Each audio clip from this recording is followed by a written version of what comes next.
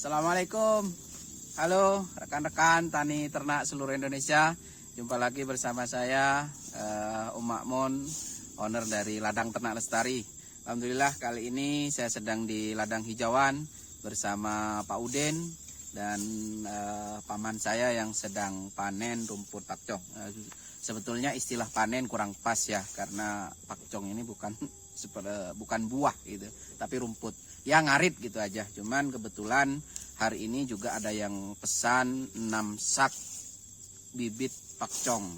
Kebetulan mungkin hari-hari ini kan beberapa setiap hari hujan gitu ya. Jadi waktu yang pas untuk tanam rumput pakcong untuk bank pakan hijauan. Kenapa pakcong? Karena pakcong ini produktivitasnya cukup tinggi. Jadi usia 2 bulan sudah bisa dipanen karena tinggi-tinggi. Bahkan kalau sudah lebih dari 3 bulan justru tidak disarankan karena batangnya keras.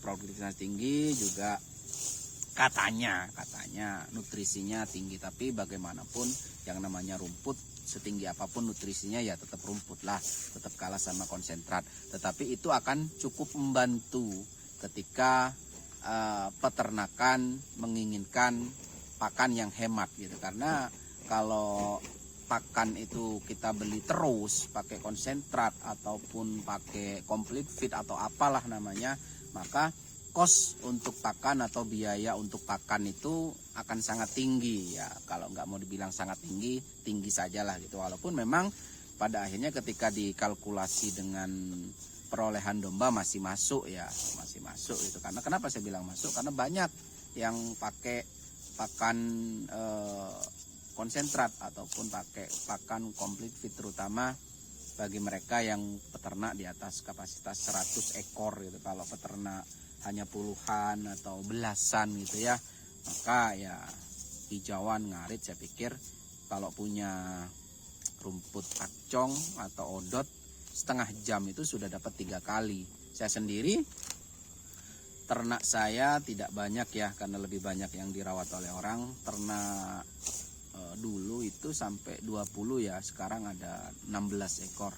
Sekarang 16 ekor itu saya ngarit hanya kembali 3 kali, 3 sepeda itu. Dan itu tidak lebih dari setengah jam efektifnya. Cuman kan biasanya ada bincang-bincang atau apa, 1 jam lah.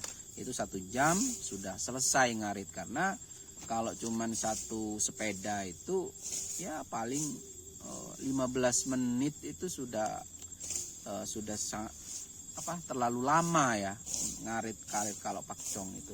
Cuman bagaimana proses distribusi dari, maksudnya proses perjalanan dari ladang ke kandang gitu ya. Kebetulan kalau punya saya kan ladangnya itu bisa masuk sepeda terus sampai ke titik ngarit itu. Jadi tidak terlalu makan waktu proses perpindahannya, proses loadingnya dari ladang ke kandang gitu ya teman-teman. Jadi kalau misalnya ingin murah, ingin banyak hasil gitu ya, harus punya bank pakan, harus tanam hijauan, mau rumput, mau mau odot, mau pakcong, mau gama umami, terserah, yang penting punya gitu. Walaupun gama umami itu tinggi tapi kita tidak punya bibitnya ya, mau beli mahal misalnya, masih nunggu lama, ya sudah yang ada aja tanam pakcong atau odot ya. Bagi saya ditanam saja gitu. Kalau hijauan untuk untuk ramban, yang untuk legum gitu ya, biasanya disebut legum yang dari kayu gitu. Sementara ini saya perbanyak dengan pohon kelor. Jadi kelor itu yang saya perbanyak. Kenapa? Saya pikir produktivitasnya itu lebih tinggi daripada indigo vera.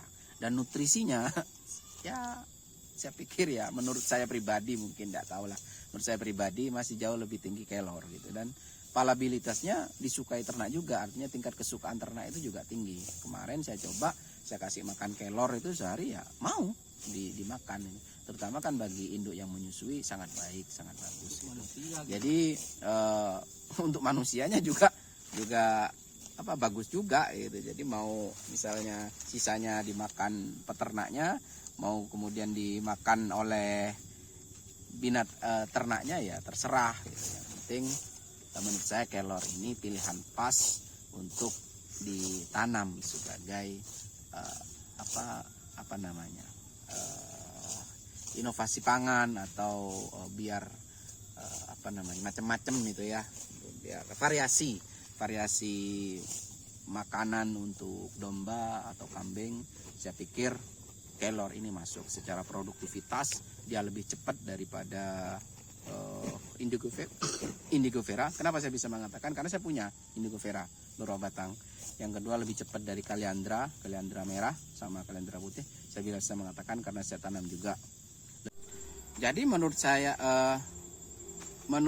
pribadi, kelor ini produktivitasnya sangat tinggi sekali gitu, dan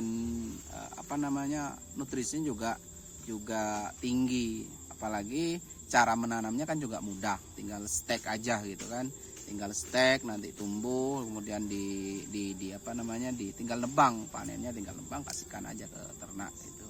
Jadi barangkali kelor ini bisa teman-teman tanam gitu ya di pinggir-pinggir ladang gitu sebagai tambahan hijauan.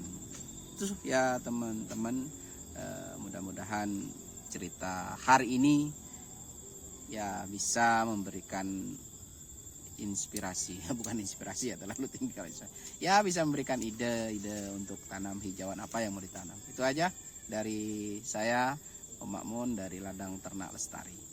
Mudah-mudahan ternak kita lemu-lemu, ladang ternak kita berkah. Amin.